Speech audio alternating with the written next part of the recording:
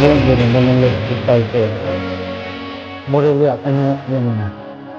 แต่เราสามารถเลือกวิธีจ่ายในการรักษามันได้ให้ตัวเองเพราะว่ามีประสบการณ์มีการทดสอบทางสมาธิทางรักษาเราเรื่องนั้นมันยังน้อยน้อยตั้งสุดเอาหมดจนตาลายเนี่ยต้องพูดถึงเงินเล็กน้อยมากตอนนี้จากกันไหนหลายร้อยล้านหนึ่งกี่โมงเห็นบ่ว่าเคมีบำบัดสองยามอุ่นเป่าถ้าไม่มีประกันเงินเก็บมาทั้งชีวิตหายไปในปริ๊บตายเลยเหรออันนี้เจอมากกับตัวเองมากแล้ว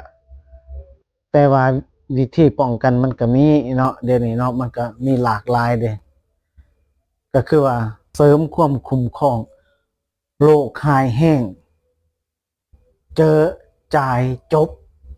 มีเดี๋ยวนี้เนาะของประกันหลายๆบริษัทมีเนาะหรือว่าแบบเหมาจ่ายค่ารักษาการเป็นปัวถือขอนมาสิทุบ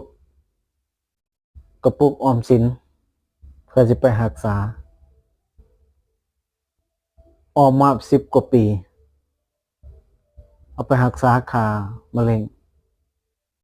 เหลือเท่าไหร่เหลือเงิน3 บาทเหรียญละ3 เหรียญละบาทอันนี้บ่แม่นเรื่องตลก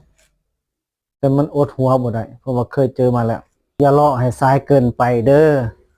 ทักมาปรึกษาได้แผนประกันสำหรับโรคหายแห้งจังได๋ก็ฝากกดไลค์กดแชร์กดติดตามเด้อพี่น้องเด้อส่องใหม่ประกันปน5ไปกับพี่สุรชัย